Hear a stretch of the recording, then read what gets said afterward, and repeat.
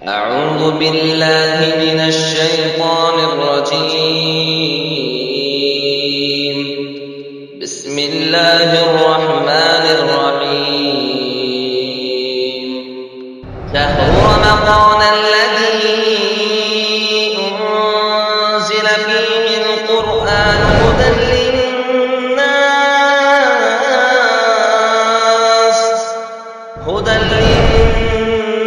للناس وبينات من الهدى والفرقان، فمن شهد منكم الشهر فليصم، ومن كان مريضا أو على سفر فعدة من أيام أخر.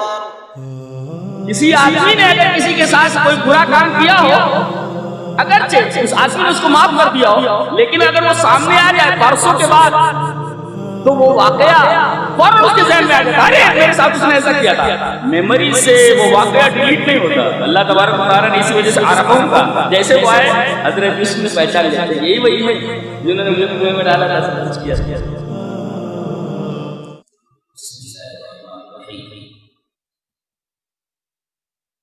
قرآن حکیم کے 13ویں پارے میں کسی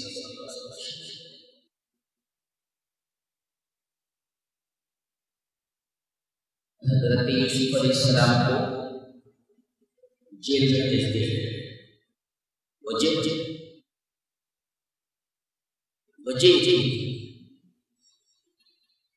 کہ عزیز مصر کی بیوی نے ان کے اوپر الزام یہ لگایا ہے کہ وہ اس پر دست درازی کر رہے ہیں.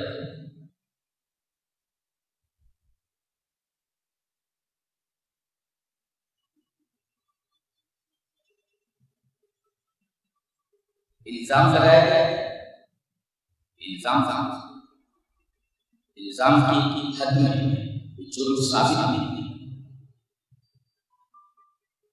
تو الزام لگتے ہی انہیں جیل میں ڈال دیا گیا اور تفتیش شروع کر دی. اس لیے ایک ہوتا ہے الزام اور ایک ہوتا ہے جرم. تو جب تک جرم ثابت نہ ہو تب تک الزام رہتا ہے، اور الزام پر کارروائی نہیں، جرم ثابت ہو جانے کے بعد کارروائی. تو ان کو جیل میں ڈال دیا گیا تھا، لیکن جرم ثابت نہیں ہوئی.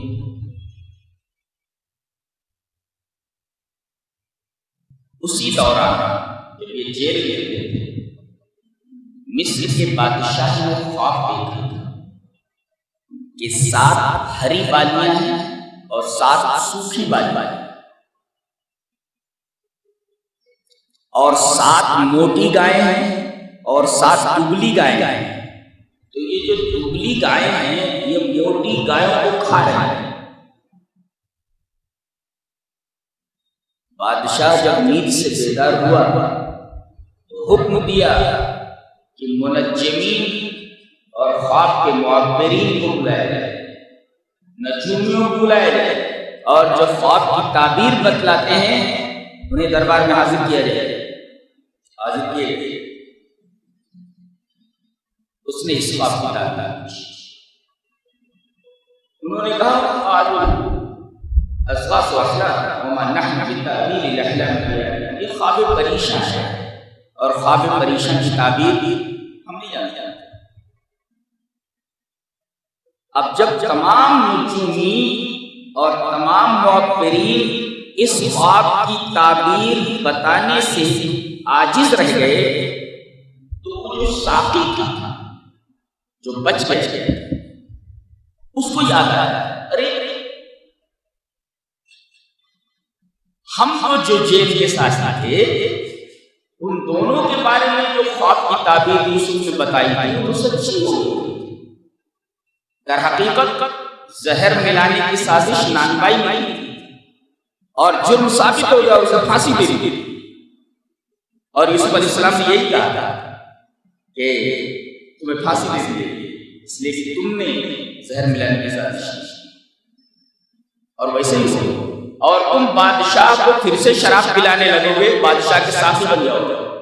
تو یہ بادشاہ کا ساتھی تو تھا ہی، خواب کے بارے میں صحیح ہوا. ارے میں جانتا ہوں ایک ایسے معبر کو جو اس خواب کی تعبیر بتا سکتا ہے. میں جاتا ہوں اللہ.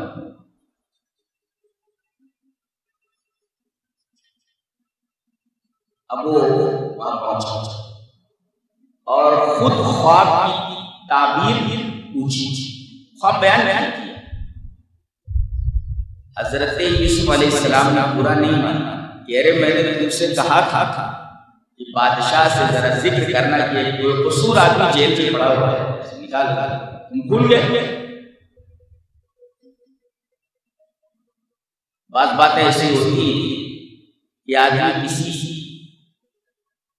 کی وجہ سے تکلیف میں ہو تو اس کی باتوں کی طرف خیال نہیں آنے. لیکن حضرت یوسف علیہ السلام نے برا نہیں مانا. انہوں نے فوراً خواب کی تعبیر کہا کہ جا کر کے بادشاہ سے یہ کہو یہ جو تم نے خواب دیکھا ہے اس کی تعبیر یہ ہے کہ 7 سال جو ابھی آئیں گے اس میں بڑی زبردست پیداوار ہے اور اس کے بعد 7 سال قحط کے ہوں گے. یہ خواب کی تعبیر ہے. اور اس کا علاج بھی بتا دیا، یہ علاج بھی جا کر کے بتا دیا کہ یہ 7 سال جو اچھی پیداوار ہوگی اس کو اسٹور کر کے رکھا جائے. اور طریقہ بھی بتا دیا کہ رکھا کیسے جائے. گیہوں کو اس کی بالی میں رکھا جائے اس لیے کہ جب تک چیز پیک رہے. اچھا ایک نکتہ یہ بھی ہے کہ اللہ تبارک و تعالی ہمیں ساری چیزیں پیک دیتا ہے، یعنی ایک دم صاف ستھری. اور اللہ کے حضور جب ہم اپنی عبادت پیش کرتے ہیں وہ ایک دم گندی سی عبادت، کچھ نہ کچھ اس میں ملاوٹ ہوتی ہے، ریاکاری ہوتی ہے، حرام کی آمیزش ہوتی ہے.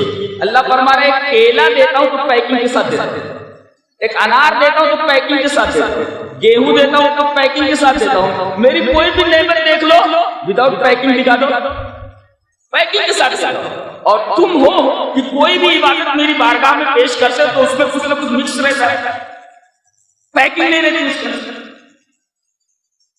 پیکنگ اگر مل رہی ہے پیکنگ کے ساتھ صاف ستھری عبادت کہا کہ غلے کو فساد اور خرابی سے بچانے کے لیے گیہوں کو اس کی بالی پر محفوظ رہے. تو ایک تو خواب کی طاقت، ایک تو برا نہیں مانا حضرت یوسف جو ان کا پلن کرے. آپ کسی سے کوئی ریکویسٹ کریں ذرا بھائی میری اس پریشانی میں میری مدد کر، اور وہ آپ کو مدد کرنا بھول جائے، جب وہ سامنے آئے گا تو آپ پہلے منہ بنائیں ارے تو ہی تو ہے کہ میں نے مصیبت میں تم سے ایک ریکویسٹ کی تھی، مدد مانگی تھی، تو نے میری مدد نہیں کی. اس کی بات سننا آپ دوبارہ نہیں کریں. حضرت یوسف علیہ السلام نے چیجائے کی برا مانے، اس نے خواب کی تعبیر پوچھی، خواب کی تعبیر بھی بتا دی اور علاج بھی بتا دیا. یہ غلے کو محفوظ کیسے رکھا؟ اس نے جو خواب کی تعبیر سنائی تو بادشاہ حیران. وقال الملك ائتوني به، ارے جلدی سے لے کر کے آؤ.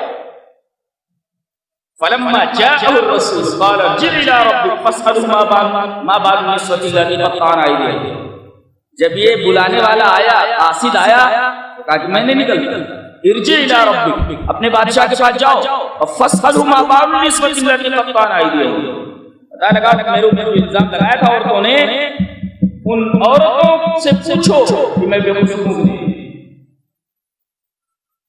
اس پر ایک مفسر نے بڑا اچھا لکھا ہے، کہتا ہے کہ حضرت یوسف علیہ السلام جو بادشاہ وقت کی نگاہوں میں محبوب ہو گئے اور انہوں نے حضرت یوسف کو فوڈ منسٹر بنا دیا، منسٹری دے دی.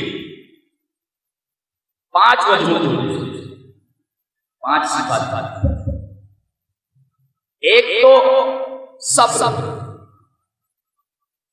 اور دوسرے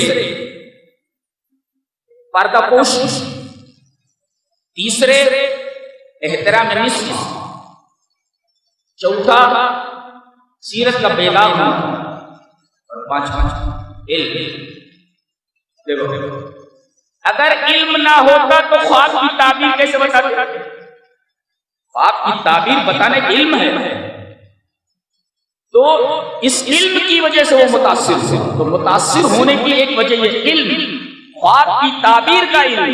اگر خواب کی تعبیر کا علم نہ ہوتا تو وہ نہیں بتا پاتا علم۔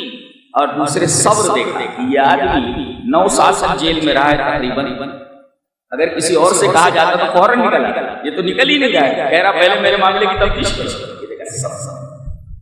اور تیسرے پردہ پوشی۔ پردہ پوشی کا مطلب یہ ہوا کہ حضرت یوسف نے یہ نہیں کہا کہ عزیز مصر کی بیوی نے ایسا کیا ہے، ایسا نام نہیں لیا، یہ پردہ پوشی۔ اور الزام لگایا تھا ایک عورت، کہہ رہے ہیں ماں بال النسوۃ اللاتی قطعن آئی، ان عورتوں کا حال کیا ہے جنہوں نے اپنے ہاتھ کاٹ ڈالے تھے۔ عزیز مصر کی بیوی کا نام نہیں لے رہے، سے احترام نسواں معلوم ہے، یہ عورتوں کا احترام کرنا۔ ہم میں عورتوں کا احترام ہے، بڑے بڑے عہدوں پر فائز ہے، احترام نسواں ہے۔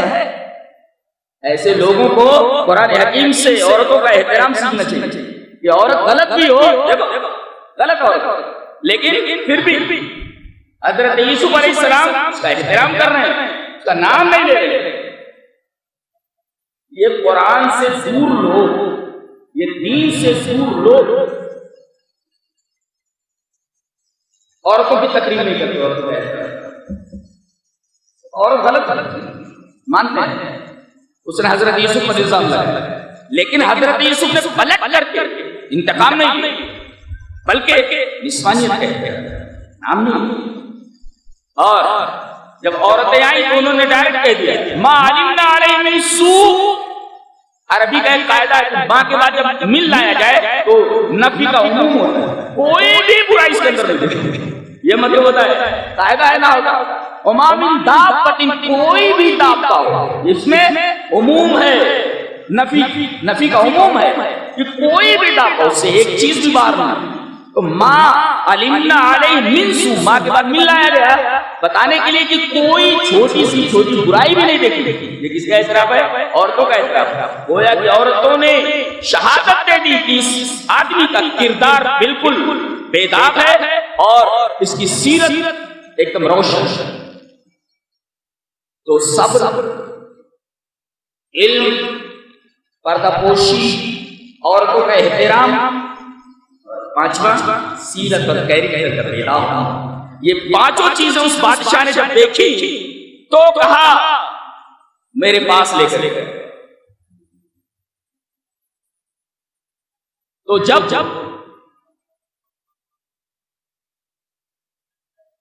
حضرت یوسف علیہ السلام نے علم کا اظہار کیا تو بادشاہ نے کہا ایتونے بھی، انہیں میرے پاس لاؤ۔ اور جب علم ظاہر کیا تو کہا ایتونی، وہ قال میں ایتونی بھی استخلصوا لنفسی۔ سمجھ میں آیا؟ دونوں باتیں سمجھ میں نہیں سمجھ۔ جب خواب کی تعبیر پوچھنے کے لیے بھیجا گیا بتا دیا انہوں نے، تو یہ علم ظاہر کیا انہوں نے، تو علم جب ظاہر کر دیا تو بادشاہ نے کہا ایتونی بھی، ان کو میرے پاس لاؤ۔ آگے کچھ نہیں کہا ان کے ساتھ کیا کروں گا، لیکن جب ان کی سیرت بے داغ ہو گئی، پتہ یہ چل گیا کہ انہوں نے جرم نہیں کیا ہے، تو کہا ایتونی بھی استخلصوا لنفسی، اب ان کو میرے پاس لے آؤ، میں انہیں اپنا مقرب بنا لوں گا۔ پتہ یہ چلا کہ علم آدمی کو قریب کرتا ہے، مگر کیریکٹر کا اعلیٰ ہونا یہ آدمی کو بڑے عہدے کو پہنچا دیتا ہے۔ یہ قرآن حکیم بتاتا ہے۔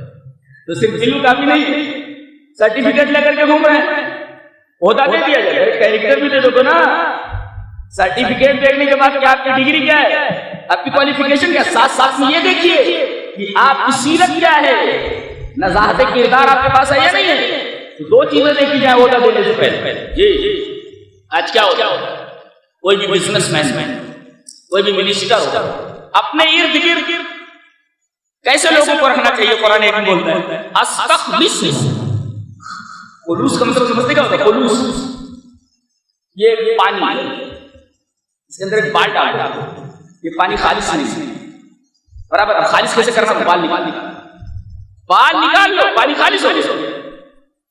یا کوئی گندی چیز اس کے اندر جاؤ، گندی چیز نکال دو، پانی خالص ہو گیا. استخلص لنفسی. قرآن حکیم بولتا ہے کہ چاہے بزنس مین ہو اور چاہے کوئی منسٹر ہو، چاہے کوئی بہت بڑا بیوپاری ہو، چاہے کوئی دکاندار ہو، اپنے ارد گرد ایسے لوگوں کو رکھے جو اس کے ساتھ خلوص کا جذبہ رکھے. چاپلوس، مطلب پرست، خود غرض، پیسہ کھینچنے والے، یہ سارے کے ساتھ لوگ ایسے ہیں کہ یہ تمہیں وقت آنے پر ڈبو کر بھاگ جائیں گے. اس لیے کہ ان کے پاس خلوص نہیں. قرآن حکیم بولتا ہے اچھے لوگوں کو اپنا سیکریٹری بناؤ، اچھے لوگوں کو اپنا پرسنل سیکریٹری بناؤ، اچھے لوگوں کو اپنے قریب رکھو. تمہارے مشیر، مشورہ دینے والے اچھے ہونے چاہیے، ورنہ تم کو ڈبو کر کے سارے کے سارے لوگ فرار ہو جائیں گے. اور جب جہاز ڈوبنے لگتا ہے تو لوگ بتاتے کہ پہلے چوہے بھاگ. قرآن حکیم ہمیں یہ بتاتا ہے ہمارے یہ لوگ کیسے. تو جب علم کا اظہار کیا تو کہا ان کو میرے پاس لے آؤ. یہ نہیں کہا کہ میں ان کے ساتھ کیا کرنے والا ہوں، لیکن جب ان کا کردار ظاہر ہوا تو کہا لے آؤ استخلص لنفسی. میں انہیں بہت بڑا عہدہ دے دیتا ہوں اور اپنے قریب کر لیتا ہوں.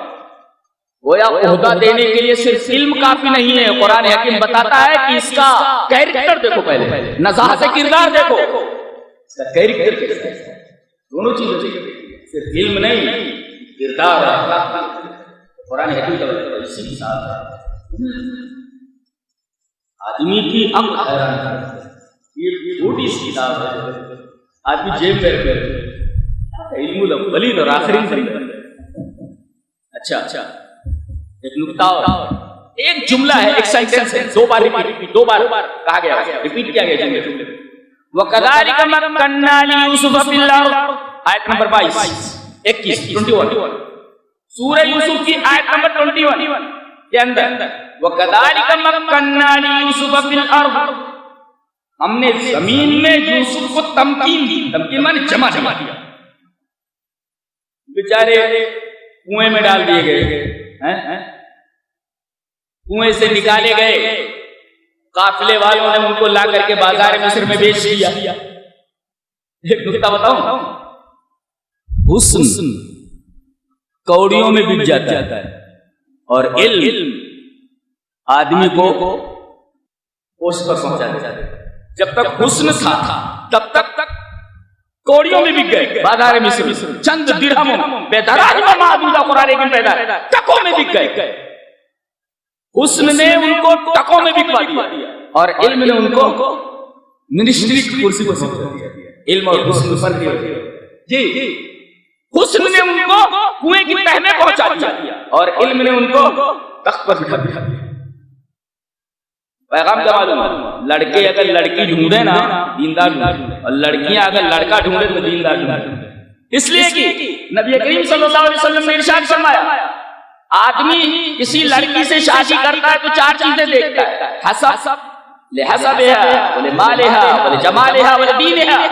آدمی دیکھتا ہے اس کا حسب میں سب کیسا ہے، آدمی دیکھتا ہے لڑکی کا جمال کیسا ہے، کیسی ہے وہ، خوبصورت ہے یا نہیں. یہ دیکھا جاتا ہے لڑکی کے پاس مال والے کی نہیں لائے گی، مال والا لاتی کی نہیں لاتی، بولے دین. اور دین کو بعد میں ذکر کرنے کے بعد یہ فرمایا، بیچ میں بھی نہیں، شروع میں بھی نہیں، آخر میں دین کو ذکر کرنے کے بعد کہا فسفر. ارے دین والی لڑکی کو دیکھنا، اگر اس کی صورت معمولی ہو لیکن دین والی لڑکی ہے تو فوراً اس کے ساتھ شادی کرنے کے لیے تیار ہو جاؤ. اور لڑکی بھی یہ نہ دیکھے کہ اس کے پاس بنگلہ نہیں ہے، جاؤں گی تو چاروں طرف نوکرانیاں گھومنی چاہیے، کھا کر کے کھاری بستر پر آرام کرو. یہ ایسے لڑکے بیل جیسے ہوتے، بیل کھا رہے ہیں سو رہے، بیل کے علاوہ تیرا کوئی کام نہیں. تو لڑکوں کو بیل نہیں بنانا چاہیے. لڑکوں کو اور کوئی بھی آپ کا رشتہ دار ہو آپ اس کو کام پر لگا دیں. آپ کے پاس اللہ تبارک و تعالیٰ نے دولت دی ہے، آپ کے پاس دولت ہے، اس کو اٹھا کر مت کھلاؤ. بیل بن جائے گا بیل، اس کو کام پر لگاؤ. کوئی کام لگا کر کے دے تو محنت کر، بتا کہ پیسہ کمایا کس طرح جاتا ہے. باپ کا جمع ہوا پیسہ جمع کیا ہوتا ہے، اڑانا بہت آسان ہے. تو لڑکوں کو بیل مت بناؤ، ان کو کام پر لگا کر محنت لو. تمہاری زندگی نہیں رہی تو دے دے بابا اللہ کے نام، یہی تو کرے گا. اور کیا کرے گا؟ یہ کرے گا. اس لیے کہ آپ نے جو بیل بنا لیا، محنت بھی تو بنائی. لڑکوں کو محنت بھی بناؤ.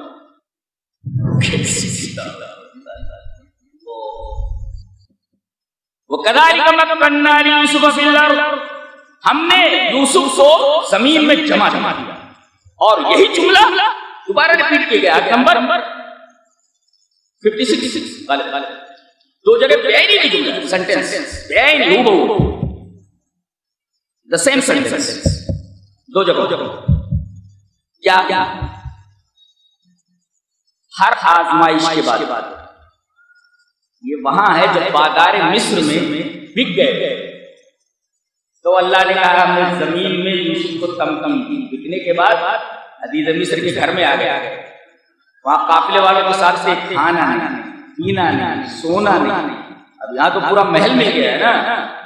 دیکھو اللہ تبارک و تعالیٰ نے ایک آزمائش کے بعد، آزمائش پر انہوں نے صبر کیا تو محل میں رہنے کے لیے جگہ دی، کھانا ہے، پینا ہے، آرام سے رہنا ہے. ایک آزمائش کے بعد صبر کیا تو محل میں دیا. اور دوسری جگہ فرمایا وَكَذَلِكَ مَكَّنَّا لِيُوسُفَ فِي الْأَرْضِ، بادشاہ نے جب بلایا ان کا کردار دیکھ کر کے تو کہا کہ میں تجھے یہ فوڈ منسٹر بنانے والا ہوں. اِنَّكَ لَدَيْنَا مَكِينٌ أَمِينٌ، میں تجھے خاص آدمی بنانے والا ہوں، منسٹر بنانے والا ہوں. دیکھو وہاں محل مل گیا اور یہاں عہدہ مل گیا. اللہ فرماتا ہے اگر مصیبت پر صبر کرو تو اللہ تبارک و تعالیٰ ہر آزمائش کے بعد تمہیں کوئی نہ کوئی نعمت ضرور دیتا ہے. پہلے لوٹے پیٹے آئے تھے، بکے بکائے، محل دے دیا گیا. اور اس کے بعد جب جیل سے نکلے، جیل میں گئے، اس پر صبر کیا ان کو اللہ تبارک و تعالیٰ نے حکم دے دیا.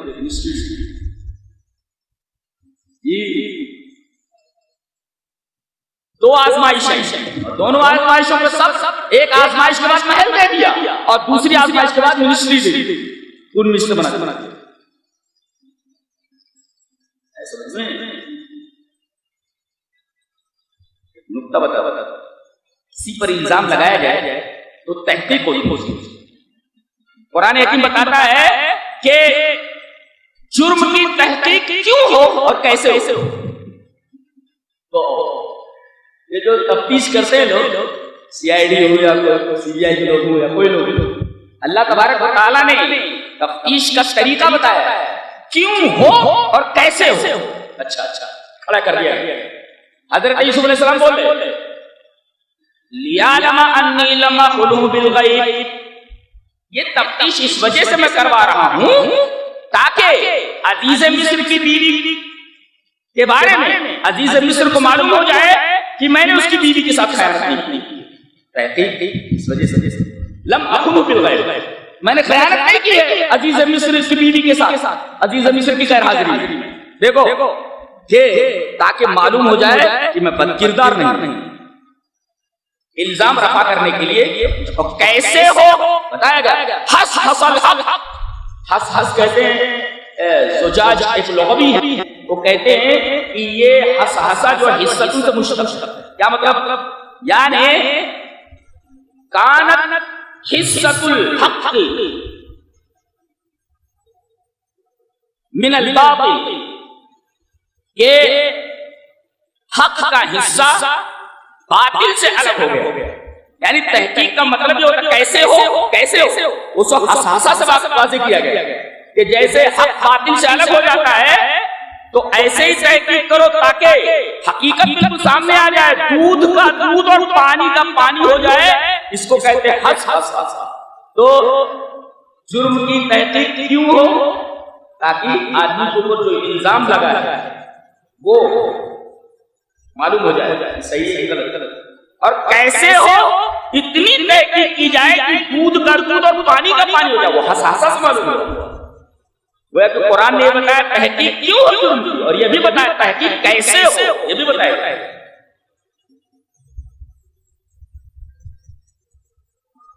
اور استخلص لنفسی جب کہا، اس سے ایک نکتہ ملا کہ اگر سچ مچ کوئی لڑکا یا کوئی نوجوان باصلاحیت ہے تو اس کو کوئی نہ کوئی عہدہ دے اس کو ضائع مت، اچھا ہے تمہارے فائدے کے لیے ضائع مت، باصلاحیت لوگوں کو ضائع نہ کیا جائے، یہ قرآن حکیم کا پیغام ہے۔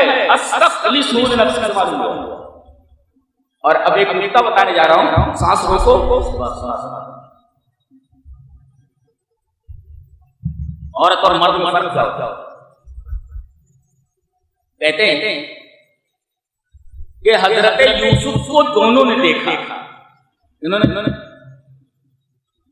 عورتوں نے بھی دیکھا اور بادشاہ نے بھی دیکھا، دونوں نے۔ عورتوں نے جب دیکھا تو اکبر نہ ہوا، تو بڑا سمجھا اور کہا کہ یہ تو انسان نہیں دیکھتا ہے، تو فرشتہ، قلنا حاشا للہ ما ھذا بشر ان ھذا الا ملک کریم، یہ تو کوئی بزرگ فرشتہ ہے، یہ عورتوں نے کہا۔ اور بادشاہ نے جب دیکھا، بات کیا، لما کلموا قال انک اليوم لدینا مکین امین، آج سے تم ہمارے پاس آدمی ہو، برابر ہے۔ عورتوں نے بھی دیکھا اور مرد نے بھی دیکھا۔ اس پر ایک مفسر کا تفسیرہ بڑا پیارا ہے، المرأة يغرها المنظر واما الرجل فيبحث عن المخبر اذا كان وليها، کہتے ہیں کہ عورت جو ہے وہ ظاہر دیکھتی اور مرد باطن دیکھتا ہے، اسی وجہ سے اللہ تعالیٰ نے عورت کا ولی مرد کو بنایا، نہ کہ عورت کو مرد کا ولی بنایا۔ عورت ظاہر دیکھتی ہے، ارے کتنا خوبصورت ہے، کتنا اچھا ہے، بس ظاہر دیکھ کر کے پریشان ہے۔ یہ عورت کی عادت ہوتی کیا؟ وہ ظاہر دیکھتی ہے اور مرد باطن دیکھتا ہے۔ عورت ظاہر دیکھ کے کیسا بھی ہو، اور مرد یہ دیکھتا ہے کہ یہ اندرونی طور پر کیسا ہے۔ آپ کیسے سمجھا لیں گے عورت اور مرد کے درمیان فرق؟ عورت دیکھتی ہے کہ ظاہر میں کیسا ہے، اور مرد یہ دیکھتا ہے کہ اس کے اندر صلاحیت کیا ہے، اس کی خوبصورتی دیکھتی ہے، اور مرد اس کی صلاحیت دیکھتا ہے۔ یہ فرق ہے۔ اسی وجہ سے اللہ تبارک و تعالیٰ نے مرد کو عورت کا ولی بنایا، یہ ظاہر دیکھ کر فیصلہ کرتا ہے، اور مرد باطن دیکھ کر فیصلہ کرتا ہے۔ دونوں کے جذبات میں، دونوں کے دیکھنے میں فرق ہے۔ قرآن نے بنایا 7 سال پیداوار کے حاجی کا 7 سال صحت کے آیا، اللہ سے ریسٹور کر لیا گیا، ان کو فوڈ منسٹر بنا دیا۔ انہوں نے خود کہا کیا؟ قال اجعلنی علی خزائن الارض انی حفیظ علیم، مجھے فوڈ منسٹر بنا دیجئے، میں حفیظ ہوں اور علیم۔ اچھا، اس میں یہ اپنی تعریف کر رہے ہیں، انی حفیظ علیم۔ سوال یہ ہے کہ کوئی اپنی تعریف کر سکتا ہے؟ اس پر امام ابو یعلا کا ایک تبصرہ ہے، فیہ دلالۃ علی انہ یجوز للانسان ان یصف نفسہ بالفضل عند من لا یعرفہ۔ کہتے ہیں امام ابو یعلا کہ آدمی اپنے فضل کا بیان ایسے لوگوں کے سامنے کر سکتا ہے جو اس کی صلاحیت کو نہیں جانتے، وہ اپنی صلاحیت لوگوں کے سامنے جو نہیں جانتے ان کے سامنے بیان کر سکتا ہے۔ یہ اس آیت کے اندر دلالت موجود ہے۔ ایک صاحب نے لکھا کہ اگر فخر و تکبر سے اپنی کوئی خوبی بیان کر رہا ہے تو ناجائز ہے، اور کسی کا مال ناجائز طور پر حاصل کرنے کے لیے، کوئی ناجائز کام کروانے کے لیے اپنی صلاحیت کا اظہار کرتا ہے، یہ بھی حرام ہے۔ اور جو وصف اس کے اندر نہیں ہے اس وصف کو ظاہر کر رہا ہے وہ تب بھی حرام ہے، جو صفت اس کے اندر نہیں ہے وہ بیان کر رہا ہے، حرام ہے۔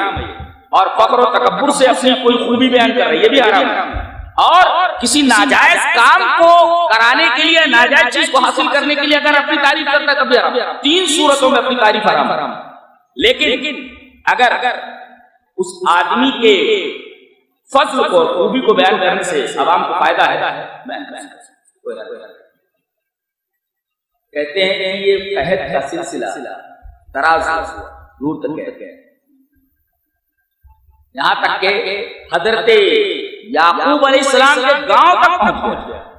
یہ وہیں رہنے والے تھے نا حضرت یوسف علیہ السلام، تو مصر تو بکتے بھی کہتے ہیں، ان کے گاؤں کا قحط کا سلسلہ دراز ہو گیا۔ غلہ لینے کے لیے ان کے سب بھائی ہے، صرف ایک بھائی چھوڑ گیا، بنیامین، ان کا سگا بھائی حضرت بنیامین، کل 12 بھائی ہیں نا۔ یہ جو 10 آئے اور ایک تو یہاں منسٹر ہے اور ایک باپ کے پاس بنیامین سگا بھائی ہے۔ اللہ تبارک و تعالی ارشاد فرماتے ہیں فلما دخلوا علیہ جیسے ہی یہ لوگ یوسف کے پاس آئے، یوسف علیہ السلام نے ان کو پہچان لیا۔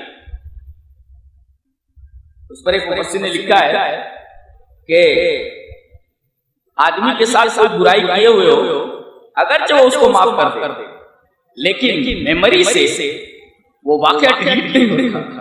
یہ بات کیا کسی آدمی نے اگر کسی کے ساتھ کوئی برا کام کیا ہو، اگرچہ اس آدمی نے اس کو معاف کر دیا ہو، لیکن اگر وہ سامنے آ جائے برسوں کے بعد تو وہ واقعہ فوراً اس کے ذہن میں آ جاتا ہے، ارے میرے ساتھ اس نے ایسا کیا تھا۔ میموری سے وہ واقعہ ڈیلیٹ نہیں ہوتا۔ اللہ تبارک و تعالیٰ نے اسی وجہ سے عرفوں کا جیسے وہ آئے حضرت یوسف نے پہچان لیا، یہی وہی ہے جنہوں نے مجھے منہ میں ڈالا تھا، سب کچھ کیا تھا۔ بلایا کہاں سے آئے ہو؟ معلوم ہے؟ بولے وہاں سے آئے۔ گھر پہ کون کون؟ بولے ایک باپ بولا ہے اور ایک بھائی۔ اچھا، تو اس بھائی کو لے کر نہیں آئے؟ ہمارے یہاں کا قانون یہ ہے کہ ایک آدمی کو ہم ایک بار شتر دیتے ہیں، یعنی ایک آدمی کو ایک اونٹ کے برابر غلہ دیتے ہیں۔ ایک اونٹ کے اوپر جتنا غلہ آ جاتا ہے اتنا غلہ، 10 آپ لوگ آئے ہو تو 10 اونٹ غلہ دیتے ہیں۔ لیکن اب دوبارہ آؤ گے نا تو اگر اس بھائی کو بھی لائے تو 11 اونٹ دے دیے جائیں گے، اور اگر نہیں لائے تو 1 اونٹ بھی نہیں دیا جائے گا۔ اس لیے کہ بنیامین کو بلانا تھا نا، سگے بھائی بلانا تھا نا، واپس پیسہ بھی رکھ دیا۔ پتہ نہیں باپ نے کیسے کر کے پیسے عالم انہوں نے پیسہ جو انہوں نے دیا غلے کا، وہ ان کے سامان میں ڈالا۔ اور جب پہنچے ارے پیسہ بھی دے دیا اور غلہ بھی دے دیا، بہت اچھا۔ اب ابا کے پاس آئے، ابا ایسا ہے کہ وہ منسٹر صاحب بولے ہیں مصر کے کہ اگر بنیامین کو لاؤ تو 11 اونٹ دے جائیں گے، اور اگر نہیں لائے تو منع من الکیل، تو منع کر دیا گیا، ہم کو نہیں دیا جائے۔ تو فارسل معنا خانا، تو ہمارے ساتھ ہمارے بھائی کو بھیج دیں۔ یہ اس پر مفسر نے بڑا پیار نقطہ لکھا ہے، دیکھو یہاں کیا کہہ رہے ہیں، مطلب ہے کہ بھئی یہ بھائی جائے گا تو 1 اونٹ اور مل جائے گا، مطلب ہے تو کیا کہا انہوں نے، ہمارے بھائی کو بھیج دیں، ہمارے بھائی کو بھیج دیجیے، ایسا بولے۔ اور آگے بتایا گیا کہ حضرت یوسف علیہ السلام نے بنیامین کو روکنے کے لیے تدبیر کی تھی، جو بادشاہ کا جو پیالہ تھا وہ ان کے سامان میں ڈال دیا۔ اب جب سامان میں ان کا پیالہ نکلا بادشاہ کا، تو یوسف علیہ السلام کی طرف بھیجے ہوئے ہر کاروں نے پوچھا، چورو تم لوگ انکم لسارقون، چورو۔ یہ بڑے پریشان سب کیسے ہو سکتا ہے؟ ہمارے غلے میں اور وہ بھی بنیامین کے سامان میں بادشاہ کا پیالہ۔ کہنے لگے قالوا ان يسرق فقد سرق اخ له من قبل، اور باپ کے پاس جا کر کے اور کہنے لگے کہ ابا کے پاس جا کر کے بول دیں گے ان ابنک سرق، تمہارے بیٹے نے چوری کی۔ یعنی جب مطلب تھا تو کہا ہمارے بھائی کو بھیج دو، اور جب مطلب نکل گیا تو کہتے ہیں وہ ہمارا بھائی تمہارا بیٹا ہے۔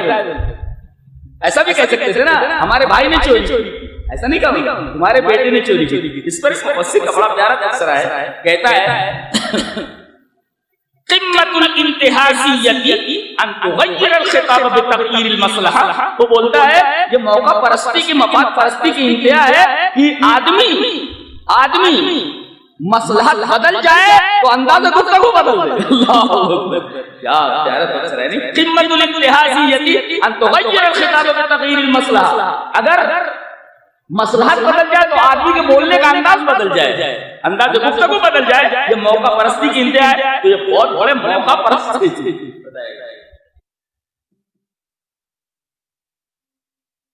فائدے کی بات آئی تو کہا کہ ہمارے بھائی کو بھیج دو. اب چوری کی بات آئی تو تمہارے بیٹے نے چوری اپنی طرف بھائی کا انتخاب محبت کے طرف سے کیا. قرآن کی اسی نفسیاتی بات بڑی عجیب و بڑی کتاب ہے. اس کا انداز بیان بتاتا ہے کہ انسان کا کلام نہیں ہو سکتا، یہ اس کا کلام ہے. انسان کی نفسیات سے باریک چیزوں، تمام چیزوں سے واقف. انم نہ کر انداز گفتگو بدل خطاب تقریب. ایک کتا ہوتا، ٹھیک ہے بھیج دیتا ہوں. کون بولے؟ حضرت آپ بھائی کو لے جانا ہے نا، اب وہ ایک کا بوجھ اور مل جائے گا. کہنے لگے ہم حفاظت کریں گے. کون بولے؟ حضرت یعقوب نے بگڑ کر کہا قال هل آمنتم علیہ الا کما آمنتکم علی اخی من قبل فاللہ خیر حافظا وارحم الراحمین. تم کہہ رہے ہو تم اپنے بھائی کی حفاظت کرو گے. ارے ایک بھائی کو لے کر کے گئے، کیا حفاظت کی تم نے؟ کھو کر کے آگے اور اب کہہ رہے ہو کہ ہم حفاظت کریں گے. فاللہ خیر حافظا، اللہ کی حفاظت. مدعا بتایا گیا تفسیر نے کہ جب بھائی لوگ جنگل میں لے جانے لگے تھے تو کہا کہ ابا یوسف کو ہمارے ساتھ بھیج دیجیے، کھائے گا کھیلے گا. تو حضرت یعقوب نے کیا کہا؟ مجھے ڈر ہے کہ بھیڑیا نہ کھا جائے. اللہ کا نام نہیں لیا انہوں نے. بھیڑیا کھا گیا، بھیڑیا نہ کھا جائے، یہ کہا انہوں نے. اللہ کا نام نہیں لیا. کہتے اللہ کا نام نہیں لیا، بھیڑیے کی بات کی تو غاب ابنہ، لڑکا غائب ہو گیا. اور جب کہا اللہ خیر حافظا عاد الیہ، دونوں بیٹے واپس آتے. ایک بیٹے کو وہ بیٹا جو کھویا ہوا ہے وہ واپس آئے. عاد الیہ، اس کا مطلب یہ ہوا ہر چیز اللہ تبارک و تعالیٰ کے حوالے کر. جب تک اللہ کا نام نہیں لیا تھا لڑکا غائب ہو گیا، اور جب اللہ کی حفاظت میں دے دیا تو لڑکا جو غائب تھا وہ اس لڑکے کے ساتھ واپس آ گیا. دونوں بیٹے واپس آ گئے. اللہ کا نام نہیں لیا تو ایک لڑکا غائب ہوا، اور اللہ کا نام لیا تو دونوں لڑکے واپس آ گئے. وہ ہر معاملہ اللہ کے سپرد کر دو، انشاءاللہ کہہ دو، اور کہہ دو کہ میں اللہ کی حفاظت. اس کے بعد جب جانے لگے بنیامین ساتھ جا رہے ہیں 11 اور اب پیارا لگتا ہے. اور عورتیں بھی اس مسئلے کو سنیں. وقال يا بني لا تدخلوا من باب واحد وادخلوا من ابواب متفرقه وما اغني عنكم من الله من شيء ان الحكم الا لله عليه توكلت وعليه فليتوكل المتوكلون. تاکہ میرے بچوں بڑے خوبصورت ہو، ہینڈسم، ڈیل ڈول اچھا، ایک دروازے سے سمجھ جائیں، الگ دروازہ ایک ساتھ جاؤ گے تو کہیں نظر نہ لگے. اور اس کے بعد انہوں نے یہ کہا وما اغنی عنکم من اللہ، میں تمہارے بارے میں اللہ سے بے نیاز ہوں. فیصلہ اس کا پتہ ہے، جناب تدبیر اختیار کرو، فیصلہ اللہ پر چھوڑو. بعض علماء نے یہ کہا ہے کہ اگر یہ آیت کریمہ، ایک بات تو یہ معلوم ہے نظر بڑھا نظر لگ جائے. علماء نے کہتے ہیں نظر لگ جائے تو علماء کا تجربہ یہ آیت اگر پڑھ کر کم کر جائے تو نظر ادھر جائے. جی کون سی آیت؟ قال يا بني لا تدخلوا من باب واحد وادخلوا من ابواب متفرقه وما اغني عنكم من الله من شيء ان الحكم الا لله عليه توكلت وعليه فليتوكل المتوكلون. یہ آیت کریمہ اگر اس آدمی پر پڑھ کر کم کر دیا جائے جس کو نظر لگے نظر اتر جائے. جی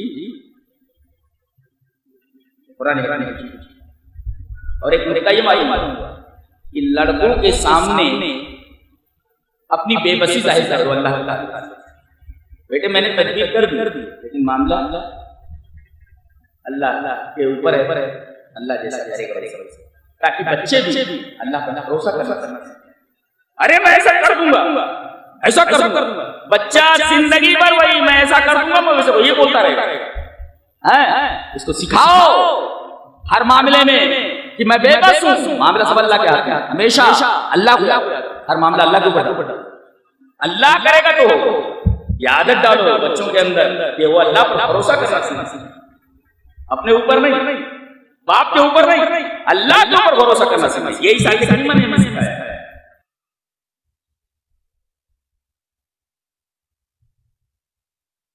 قافلہ چلا 11 اونٹ 11 بھائی، یہ اللہ تعالیٰ دیا گیا تھا بنیامین کے سامان پیچھے سے حضرت یوسف علیہ السلام نے ہر کاروں سے پکڑو ان کو، پکڑا گیا۔ کیا بات ہے بھائی؟ ارے ہم لوگ تو سیدھے سادے لوگ ہیں، کیا بات؟ ارے بولے ہمارا ایک پیالہ گم ہو گیا بادشاہ، وہ ڈھونڈ رہے ہیں۔ ماتا تب کے تم کیا گم ہو گیا؟ بولے وہ بادشاہ کا ایک پیالہ ہے وہ گم ہو گیا۔ چلو پہلے بنیامین کا سامان نہیں ڈھونڈا، بتا دیا تھا اس طرح، پہلے ان لوگوں کے سامان کی تلاشی کی، بعد میں بنیامین کا جب سامان کھولا گیا پیالہ موجود، سب حیران ہے، بنیامین کو معلوم ہے پیالہ اس میں معلوم، ارے بولے یہ کیسے؟ اب حیران ہے، کیا بولنے لگے؟ قالوا ان يسرق فقد سرق اخ له من قبل، کہتے ہیں اگر اس نے چوری کی ہے تو کوئی نئی بات نہیں ہے، اس کا ایک بھائی بھی تھا یوسف، بہت بڑا چور تھا، حضرت یوسف بہت بڑا چور تھا۔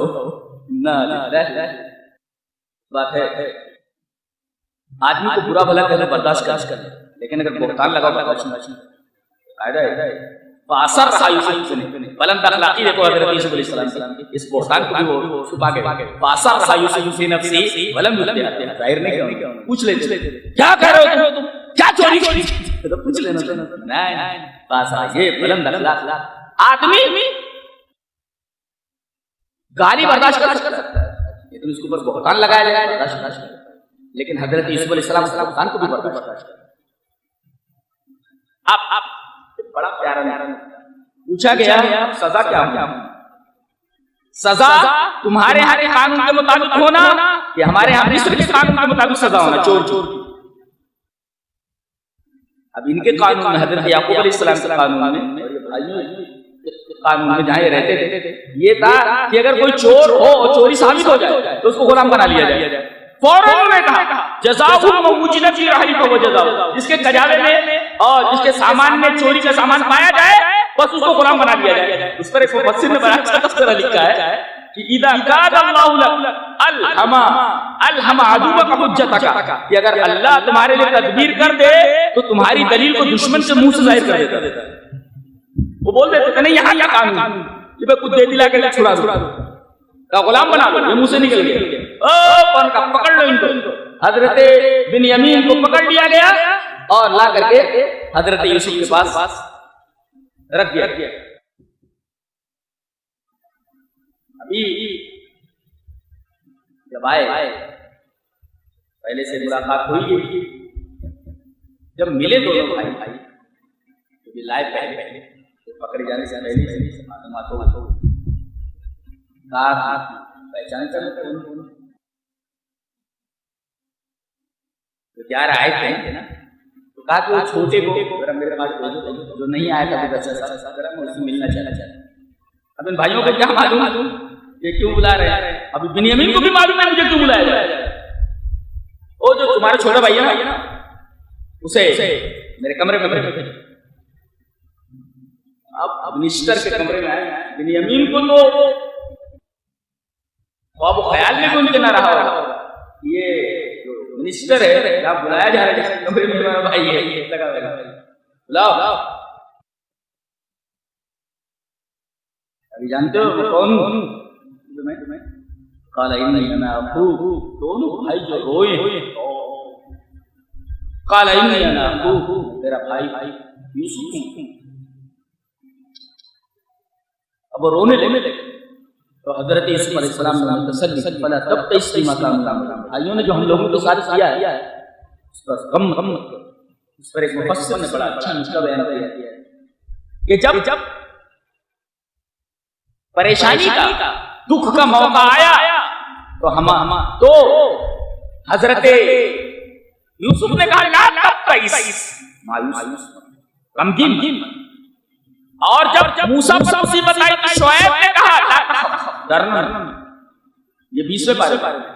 اور جب غار ثور میں ہے مصیبت آئی نبی پر اور حضرت ابو بکر پر، تو نبی نے حضرت ابو بکر سے کہا لا تحزن، ایک نے کہا لا تبتئس، ایک نے کہا لا تخف، اور ایک نے کہا لا تحزن، ایک نے کہا مایوس مت، غمگین مت، دوسرے نے کہا ڈرنا نہیں، تیسرا کہا حزن مت کر، غم مت کر۔ پتہ یہ چلا نشر الطمانینۃ عند ساعات القلق منہج الانبیاء، کہ مصیبت کے وقت کسی کو دلاسا دینے والے کلمات کہنا یہ انبیاء کا منہج ہے۔ کچھ لوگ ہوتے ہیں کسی کی مصیبت دیکھ کر کے خوش ہوتے ہیں، انبیاء کیا تھا چاہیے کہ کوئی تکلیف میں ہو تو تسلی کے کلمات اس کے سامنے پیش ارے کچھ نہیں ہوگا، بالکل بے فکر کرو، یہ تکلیف انشاءاللہ دور ہو جائے گی، یہ انبیاء کا منہج ہے، انبیاء کا طریقہ۔ انہوں نے کہا شعیب نے کہا لا تخف، ہمارے نبی نے کہا لا تحزن، غم مت کر۔ پتہ چلا کہ قلق اور مصیبت کی گھڑیوں میں اس طریقے کے سکون کے کلمات، طمانینت کے کلمات انبیاء کا منہج ہے، انبیاء کا کہتے ہیں ولا تبتئس بما كانوا يعملون، غم مت کر۔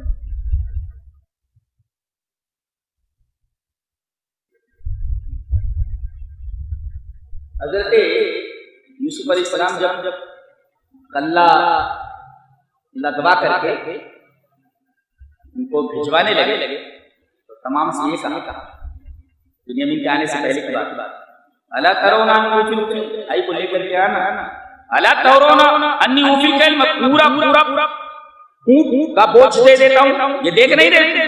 اس پر ایک مفسر نے بڑے غصے میں آ کر کے، لگتا ہے وہ منسٹروں سے بہت ہی خفا ہے، کون؟ وہ مفسر جو ہے منسٹروں کے اوپر بہت خفا ہے، غصے میں آ کر کے بہت ہی زبردست جملہ کہتے ہیں ان کے بارے میں، منسٹروں کے بارے میں، کہا الا ترون، حضرت یوسف نے الا ترون، کیا تم نہیں دیکھتے ہو؟ تو مفسر کیا بولتے ہیں جو منسٹروں سے ناراض ہیں، کیا بولتے ہیں کہ امانت الوزراء فی المادیات ما تراه الرعیہ ولا ما یقرؤون فی التصریحات ولا ما یقرؤون فی التصریحات۔ بڑا غضب کا تبصرہ ہے، لگتا ہے یہ مفسر جس نے یہ تبصرہ کیا ہے منسٹروں سے بہت خفا ہے، اس لیے کہ وہ صحیح کام نہیں کرتے۔ کیا بولتے ہیں، کیا مطلب ہوا اس کا؟ کہتے ہیں کہ مادیات کے باب میں، فی المادیات، وزراء کی جو امانت ہے وہ رعایا کو دکھنی چاہیے، بھئی کہاں سے حاصل ہوا، کہاں خرچ ہوا، یہ سب دکھنا چاہیے اس کو، عوام کو، نہ کہ کاغذ میں بیانات میں رپورٹوں میں داخل کر دیا جائے۔ آج جو کچھ ہوتا ہے وہ ہم رپورٹ میں دیکھتے ہیں، آنکھوں سے کہاں دیکھتے ہیں، تو آنکھوں سے عوام کو دکھنا چاہیے، رپورٹ میں نہیں، تصریحات نہیں جس کو لوگ پڑھتے ہیں، آنکھوں سے دکھنا چاہیے، رپورٹوں میں پڑھنے سے اس کا کام نہیں ہوگا۔ بہت خفا ہے لگتا ہے منسٹروں سے، اور منسٹر ایسے آئیے ہیں خالی رپورٹ پیش کر دیتے ہیں، اب آپ دیکھتے ہیں، ہم پڑھتے ہیں، دیکھتے ہیں، کہا دکھاؤ، دیکھتے نہیں ہو کیا بتاؤ۔ ایک نکتہ بتاؤں، حضرت یوسف علیہ السلام نے اپنے بھائی کو روکا، دو خرابیاں ہو سکتی ہیں، ایک تو یہ کہ بھائی کے اوپر چور ہونے کی نسبت کر دی جائے، اور وہاں بھائی کو روک لیے ہو، باپ کا غم اور بڑھ جائے گا، ایک بیٹا تو غائب پر دوسرا بھی غائب ہو، غم بڑھ جائے گا۔ تو بتایا کچھ پانے کے لیے کچھ کھونا پڑتا ہے، لہذا بنیامین کو اگر ان کے ساتھ رہنا ہے تو چور کی بدنامی کی نسبت تو قبول کرنی پڑے گی، یہ تو ہے، کچھ پانے کے لیے کچھ کھونا پڑتا ہے۔ محمد نے جواب دیا، اچھا کہ باپ کا غم بڑھ جائے گا، ارے غم تو ایسے ہی تھوڑا پڑ گیا تو اجر بڑھ جائے گا، تھوڑا پڑ گیا تو اجر بڑھ جائے گا، نہیں سمجھ میں؟ ارے بھائی غم تو آئیے ایک بیٹے کے کھونے کا، اب ایک بیٹا اور گم ہو گیا تو تھوڑا غم اور بڑھ جائے گا، تو جو غم کر رہے ہیں وہ اس پر تو ثواب مل ہی رہا ہے، غم اگر بڑھ گیا تو اس پر اور ثواب بڑھ جائے گا، تو حضرت یعقوب کا ثواب بڑھ گیا اور یہ بھائی سے مل گیا، یہ اگر تھوڑی نسبت بھی ہو گئی چور اور کی تو فائدہ اچھا ہی ہے، بھائی صاحب ہیلا جو کیا انہوں نے، یہ آلہ ڈال دیا، درست تھا کیا؟ درست اس لیے کسی حلال کو حلال کرنے کے لیے اگر ہیلا کیا جائے تو جائز ہے، ہیلا وہاں نہ جائے، حلال چیز کو حرام کر دیا جائے. ارے بھائی کو روکنا حلال چیز نہیں ہے، حرام چیز تھوڑی ہے. تو ہیلا کرنا وہاں حرام ہوتا ہے جہاں حلال کو حرام کیا جا رہا ہے. ہیلا کرنا وہاں جائز ہوتا ہے جہاں حلال کو حلال کیا جائے، جہاں حلال کو حلال کیا جا رہا ہے، بھائی کو اپنے پاس رکھا جا رہا ہے، یہ حلال ہے. وہاں ہیلا نہ جائے جہاں حلال کو حرام کر دیا گیا. حضرت یعقوب کے بارے میں کہا گیا روتے روتے اندھے ہو گئے اور اندر آنسو کا جو سیلاب ہے، جذبوں کا جو ہجوم ہے باہر نکلنے کو دیتا. ایک نکتہ بہت پیارا ہے، لے کر جاؤ سنیں غور سے. بیٹے کو باپ سے محبت ہوتی ہے اور باپ بیٹے سے محبت ہوتی ہے کہ نہیں؟ بیٹا باپ سے محبت کرتا ہے اور باپ بیٹے سے محبت کرتا ہے، لیکن دونوں محبتوں میں زمین اور آسمان کا فرق قرآن حکیم بتاتا ہے. باپ کی محبت دیکھو کہ رو رو کر کے اندھا ہو گیا، لیکن حضرت یوسف تو رو کر کے اندھے نہیں ہوئے. بیٹا کتنی بھی محبت کرے باپ کی محبت نہیں. یہ نکتہ ملا قرآن حکیم. آپ کیا سمجھتے ہیں اس کتاب ایسی دنیا کی تمام کتابوں کو جمع کرو، ایک آیت کا مقابلہ نہیں کر سکتا. جی میں بولتا ہوں بیٹا بھی محبت کرتا باپ. قرآن حکیم بولتا ہے باپ کی محبت کے مقابلے میں بیٹی کی محبت کچھ نہیں. باپ رو رو کر کے بیٹی کا اندھا ہو گیا اور یہ حضرت روئے ہوئے، لیکن انہوں نے اپنی آنکھیں تھوڑی خراب کی. باپ اور بیٹے کے درمیان اور باپ کے مقابلے میں ماں بہت زیادہ محبت کرنے والی ہوتی ہے. اسی وجہ سے اس کا 3 مرتبہ زیادہ ہے. آیت آپ پوچھنے کے لیے میرے اس نے سمجھ کون تیری ماں، اس کے بعد کون تیری ماں، اس کے بعد تیری ماں، پھر تیرا باپ. ہم بتائیں گے کہ یہ 3 درجے ماں بڑے. تو باپ نے بیٹے کی محبت میں رو رو کر کے آنکھیں خراب کر لی، بال سفید کر لیے، لیکن بیٹا بھی محبت کرتا تھا. اس نے تو اپنی آنکھیں اندھی نہیں، تو باپ اور بیٹے کی محبت میں، اور ماں تو باپ سے بھی زیادہ محبت کرنے والی ہوتی ہے. اس کا کیا حال ہوگا اندازہ لگائیے. اگر بیٹا اگر کھو جائے مر جاتا، باپ کو تھوڑا سخت جان ہوتا ہے، برداشت کر لیتا، ماں نہیں برداشت کر پاتی. جتنے بھی نوجوان یہاں بیٹھے ہوئے ہیں سب ماں کا احترام محبت کر کوئی ایسی حرکت کرے جسے اسی جذبے کا احترام مجروح ہوتا ہو، تقریب مجروح. محبت کے لائق محبت کی مستحق سے زیادہ باپ سے زیادہ ماں ہوتا. معلوم ہو گیا کہ میرے بھائیوں کو معلوم ہوا جو منسٹر ہیں ہمارے بھائی حضرت یوسف علیہ السلام کے سامنے شرمندہ ہو گیا. فرمایا لا تثریب علیکم اليوم، آج تمہارے اوپر کوئی تثریب نہیں. یہی بات ہمارے نبی نے کہی تھی، مکہ والوں نے نکال دیا لا تثریب علیکم اليوم. تثریب کہتے ہیں کسی آدمی کے برے کام کو بیان کر کے اس کی مذمت کرنا، ملامت کرنا. ارے تو نے ایسا کیا تھا. کسی آدمی کے برے کام کو یاد دلا کر اس کو ملامت کرنا تھا، جس کو تثریب. بھائیوں سے نہیں کہا تم نے مجھے کنویں میں ڈال دیا، اتنی دیر مجھے تکلیف دی، اور اس کے بعد کہا اللہ کا شکر ہے کہ اخرجنی من السجن، اس نے مجھے جیل سے نکالا. یہ نہیں کہا مجھے کنویں سے نکالا، پہلے کنویں میں ڈال کے ڈلا. تو حضرت یوسف علیہ السلام سے کہنا تھا اللہ کا شکر ہے کہ کنویں سے نکال دیا. جیل میں تو بعد میں گئے نا، تو کنویں سے نکالا ایسا نہیں بولے، جیل سے نکالا. اس لیے کہ کنویں سے نکالنے کی بات کرتے ہیں بھائیوں کو شرمندگی ہوتی. یہ ہے ایک بھائی کو ایک بھائی کے سامنے کیسے بھائی کو ایک بھائی کے لیے کیا قربانیاں دینی چاہیے، ایک بھائی کو ایک بھائی کے ساتھ کیسے رہنا چاہیے. یہ قرآن حکیم نے بتایا کہ ایک بھائی کو ایک بھائی سے اگر بٹوارا بھی ہو جائے، کسی شاعر نے بہت اچھا کہا کہ بھائی سے بھائی کچھ تقاضے بھی، بھائی سے بھائی کے کچھ تقاضے بھی ہیں. صحن کے بیچ دیوار اپنی جگہ، اگر صحن کے بیچ دیوار بھی کھڑی ہو جائے، بٹوارا بھی ہو جائے، تب بھی ایک بھائی کو ایک بھائی کے ساتھ کیسے رہنا چاہیے. سبحان اللہ نا پاک ہے اس کا کلام انسان سے بول سکتے ہیں سبحان اللہ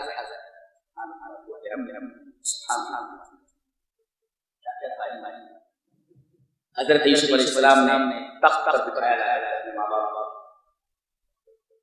پتہ یہ چلا بیٹا منسٹر ہو جائے، بڑے عہدے ہوتے پہنچ جائے، ماں کا احترام، باپ کا احترام، ماں کا تکریم، ماں کا تکریم نہیں بھول۔ کتنے لوگ ہوتے ہیں بڑے عہدوں کو پہنچنے کے بعد ماں باپ کو بالکل فراموش کر دیتے، اگنور کر دیتے، نظر انداز کر دیتے۔ تعلیم دی بیٹا کتنی بھی بڑی پوسٹ پر پہنچ جائے، بیٹا بیٹا ہی ہے، ماں کی۔ میرے بیٹے بڑے وہ جب ماں بیٹھ جاتی ہے نا، تینوں آ جاتے ہیں، پیٹ میں گنڈی ڈالتے رہتے اور سر سہلاتے رہتے، دیکھو ماں دیکھ کر کیا ہے اللہ نے رشتوں کو نبھایا کیسے؟ ماں باپ کو لا کر تخت پر رفع تخت پر لا کر کے بٹھا بلند بلند دعا کر اللہم انت ولی جی توفنی مسلم والحقنی بالصالحین۔ اے اللہ اسلام کو اوپر موت دینا۔ کون بول رہے ہیں؟ حضرت یوسف علیہ السلام۔ اولا تو موت کی دعا نہیں کرنی چاہیے، اگر موت کی دعا یعنی پریشان ہو کر کے موت کی دعا نہیں کرنی چاہیے، لیکن اس طرح موت کی دعا کر سکتے ہیں کہ اللہ اگر میری زندگی میں خیر ہے زندہ رہے، اور اگر میری زندگی میں خیر ہے موت، یہ موت مانگنی ہے، موت نہیں مانگنی چاہیے۔ جی اگر موت مانگنا ہی ہے اس طرح مانگنا۔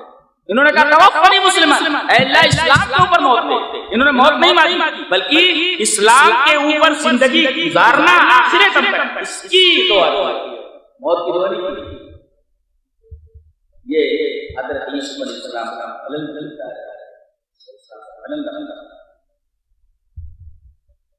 دنیا میں کہانیاں بہت سٹوریز بہت قرآن کے اندر احسن القصص، دنیا میں ایسا کہیں نہیں بیان لے آؤ آپ سے بول کہیں بھی انٹرنیٹ پر سورج لا کر کے مقابلے میں رکھ پانی کی چائے بھی ہمارے وہاں تو پانی کی چائے بھی نہیں ایسا بھی اچھا بات ہے۔ یہ حسین آگے سورہ رات کے اندر اللہ نے فرمایا کہ یہ لوگ بھلائیوں سے پہلے برائیوں کے لیے جلدی کر رہے ہیں، وقت خرج من قبل من مسئولات، اس سے پہلے مسئولات بھی کرتے ہیں۔ مسئولات کا مطلب عقوبت ہے، سزائیں۔ اس میں ایک قانون بتایا گیا ہے، کرائم نیور پیز، یوں بھی کہہ سکتے ہیں پین سے to be punished in the shadow of crime, crime never pays. اگر آپ جرم کرتے ہیں تو سزا ملنی ہے، سزا جرم کا سایہ ہے، to be punished in the shadow of crime, crime never pays. اگر آپ نے جرم کیا ہے تو سزا جرم کا سایہ ہے، آپ کو سزا ملنی ہی ملنی ہے۔ یہ قرآن حکیم میں قد خلق من قبلکم کرائم، اس کا مطلب یہ ہوا جتنے بہترین ڈائلاگس ہیں لوگوں نے قرآن حکیم سے چرا چرا کر کے اپنے نام منسوخ کر دیا، جتنے بہترین ڈائلاگس ہیں سب قرآن حکیم سے مستفاد۔ قد خلق من قبلکم، جرم مت کرو، جرم کرتے رہتے یہ سزا کے لیے تیار رہو، یہ قرآن حکیم بولتا ہے کرائم نیور پیز۔ آپ دیکھتے ہیں نا بہت سارے چینلز آتے ہیں جس میں یہ بتایا جاتا ہے کہ جرم نہیں کرنا چاہیے، دیکھو جرم کرنے والے کو کیسی سزا دی۔ قرآن حکیم نے جملے میں بتا دیا وقت خلق میں سزا جرم کا سایہ ہے، جرم کرو گے سزا ملنے والی ہے، ٹو بی پنشڈ، تمہیں سزا ملنی ہی ملنی ہے۔ آگے فرمایا گیا عقیدے کا مسئلہ، اللہ کے بعد دو کتابیں ہیں، ایک کتاب ہے ام الکتاب، ایک کے اندر جو کچھ لکھا بدلتا نہیں، اور ایک کے اندر لکھا ہوا ہے کہ اگر ایسا کیا تو یہ بدل جائے۔ مثلا اللہ تعالیٰ نے اس کتاب میں لکھ دیا ہے، یہ اس کتاب، یہ سمجھو یہ کتاب ہے اور یہ ام الکتاب، اس کے اندر تبدیلی ہوتی ہے۔ یمحو اللہ ما یشاء ویثبت وعنده ام الکتاب، اللہ مٹاتا بھی اور باقی بھی رکھتا ہے۔ تو یہ کتاب ہے، اس کے اندر مٹاتا رہتا ہے، لکھتا رہتا ہے، اور اس کے اندر تبدیلی نہیں ہوتی۔ ام الکتاب، کتاب میں تبدیلی ہوتی ہے، ام الکتاب میں نہیں۔ مثلا اس کو کہتے ہیں خزائن معلّہ، اگر یہ آدمی 3 حج کرے گا، اتنے عمرے کرے گا، تو اس کی عمر 50 سال سے بڑھا کر اس کی عمر 50 سال ہے، لیکن اگر یہ دن حج کرتا ہے، اتنی نیکیاں کرتا ہے، یہ سارے کام کرے گا تو اس کی عمر بڑھا کر 60 سال کر دیا۔ تو اگر وہ کر لیتا تو 60 سال، اب یہاں 60 سال لکھا ہی ہوا ہے، اللہ نے لکھ دیا، اللہ کو معلوم ہے حج کرے گا کہ نہیں، یہاں 60 سال لکھا ہوا، اس کے اندر تبدیلی نہیں، یہاں تبدیلی ہوگی، نہیں سمجھ میں؟ تو کتاب کے اندر تبدیلی ہوتی ہے لیکن ام الکتاب کے اندر تبدیلی نہیں ہوتی۔ مسئلہ سمجھ میں آیا؟ اس کتاب کے اندر یہ لکھا ہوا ہے کہ اگر آدمی ایک حج کرتا ہے، 3 حج کرتا ہے تو اس کی عمر ہے تو اس کی 50 سال، لیکن بڑھا کر 60 سال کر دی جائے گی۔ اب اگر وہ حج کر لیتا ہے تو 60 سال کر دی گئی، اور اللہ کو معلوم ہے یہ حج کرے گا، لہذا پہلے سے جو ام الکتاب کے اندر تبدیلی نہیں ہوئی 60 سال سے لکھا ہوا، اور اگر نہیں کیا تو 50 سال ہی رہے گی، 50 سال یہاں لکھا ہوا، بدلے گا نہیں۔ سمجھ میں آیا؟ ایک ہوتا ہے قضاء معلق، ایک ہوتا ہے قضاء مبرم۔ قضاء مبرم بدلتی نہیں، قضاء معلق بدل جاتی ہے۔ جی یہ بتائیے۔ پھر فرمایا گیا وَلَقَدْ أَرْسَلْنَا رُسُلًا مِّن قَبْلِكَ وَجَعَلْنَا لَهُمْ أَزْوَاجًا وَذُرِّيَّةً، جتنے رسول بھیجے سب کے بال بچے تھے۔ لوگ یہ کہتے ہیں کہ بال بچوں کے ساتھ روحانی سفر صحیح نہیں کیا جا سکتا، دین کی راہ میں رکاوٹ ہے۔ جتنے انبیاء کرام آئے سب کے بیوی بچے تھے، ہمارے نبی کی 11 بیویاں، 11 بیویاں۔ جب آپ نے انتقال کیا تو اس وقت 9 بیویاں زندہ تھیں۔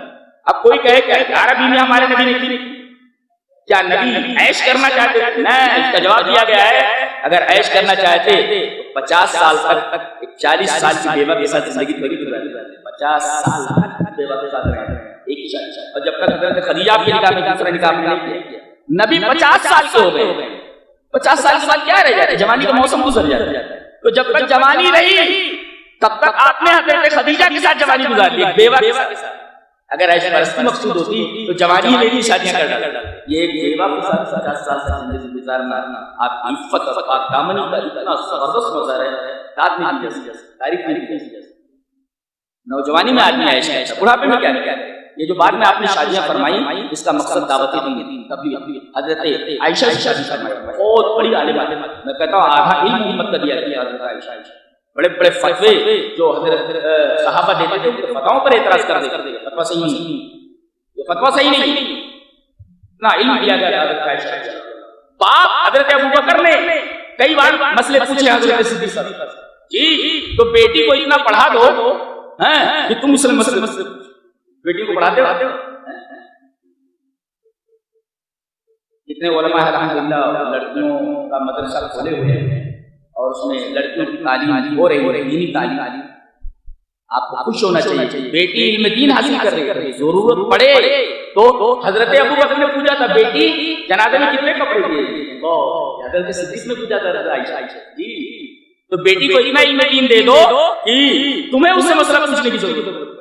اور ایسے لوگ اس طریقے کے مدارس کھولے مدد کی جاتی ہے، اللہ کی مدد کرے۔ ہم لوگوں کے اوپر جو مصیبتیں آ رہی ہیں نا، آپ اگر 10,000 کہیں روک لیے اور اچھے کام میں نہیں دے، 10,000 جانے ہی والا کہیں، بلکہ 10,000 کی جگہ آپ کا 1 لاکھ جانے والا ہے۔ کینسر ہو گیا، زندگی بھر بھوکتے رہو، اور اللہ کی راہ میں دیتے ہو سکتا ہے کہ اللہ تبارک و تعالیٰ یہ بیماری آنے سے پہلے روک دے۔ تو کینسر میں کیوں پڑ رہے ہو بھائی؟ اللہ کی راہ میں دے دو نا خود پیسے جمع کر۔ آگے سورہ ابراہیم اللہ تبارک و تعالیٰ نے آخری آیت ایک صاحب نے فرمایا کیا لکھا؟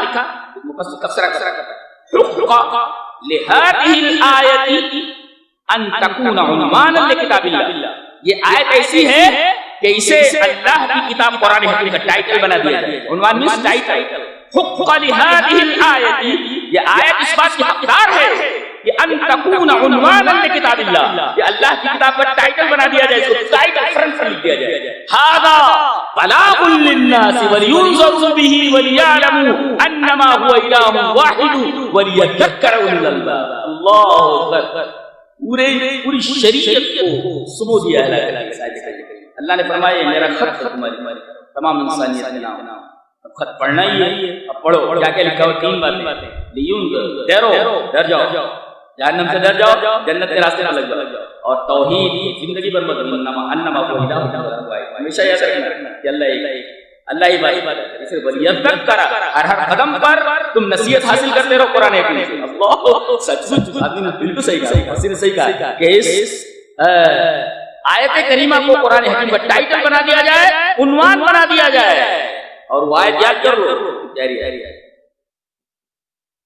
ہمارے گاؤں میں پڑھے لکھے لوگ بہت کم ہوتے تھے، تو ہم لوگ پڑھتے تھے باہر، جیسے جو بندے یونیورسٹی پڑھتے ماں کے پاس امی حال چال سب اچھا ہے، پڑھ رہا ہوں وغیرہ وغیرہ، تو جب خط پہنچتا تو اندر دیشی ہوتا ہے، پاپا ہوتا ہے، کارڈ ہوتا ہے، ماں کو پڑھنا نہیں آتا، تو وہ بھاگی وہ اسکول میں چلی جاتی، مولانا صاحب میرے بچے کا خط آیا ہے، کیا تو وہ خط پڑھ کر سنا، یا مولوی صاحب نہیں ہے تو بچیوں کو ڈھونڈتی ہوتی پھر میری ماں اس بچے کو پکڑ لو، تو بچی ٹوٹے پھوٹے انداز میں وہ خط کو پڑھ کر سنا بتاؤ ایک بیٹے کا خط اگر ماں کے پاس آ جائے تو ماں اس وقت پریشان رہتی ہے جب تک کہ اس وقت کا مفہوم نہ سمجھ اللہ کا خط آیا ہے، سمجھنے دوڑ رہے ہیں، بڑی بدنصیبی ہوتی ہے، رب کائنات ہمارے نام خط ہمیں کوئی پر 5 روپے کا اخبار خریدیں گے، خرید کر پڑھیں، سمجھ کر قرآن سے پڑھنے کی توفیق نہیں، آپ سے زیادہ بے توفیق بڑے خوش نصیب ہیں، تھوڑا بہت جو بیان ہے اللہ تبارک و تعالی اس حوالے سے آپ کا بڑے خوش نصیب اور میں بھی بہت خوش نصیب اپنے آپ میں سمجھتا ہوں کہ میں قرآن سے جڑا ہوا ہوں اور آپ لوگ بھی قرآن سے اللہ ہم تمام لوگوں کا خاتمہ ایمان کرے، اسلام کرے اور ہمیں جنت الفردوس میں اسی طرح رکھنے کی اسی طرح یہ رہا بارے اللہ ہمیں نیک عمل اور فرمائے، وآخر دعوانا الحمدللہ۔ وَتِلْكَ حُجَّتُنَا آتَيْنَاهَا إِبْرَاهِيمَ عَلَى قَوْمِهِ نَرْفَعُ دَرَجَاتٍ مَّن نَّشَاءُ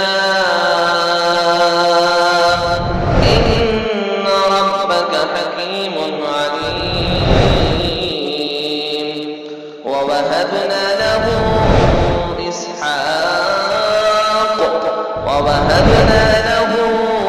إسحاق ويعقوب كلا هدينا ونوحا هدينا من قبل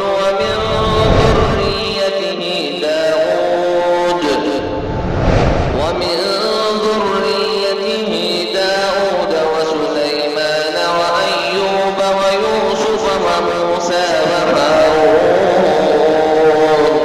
وكذلك نجزي المحسنين۔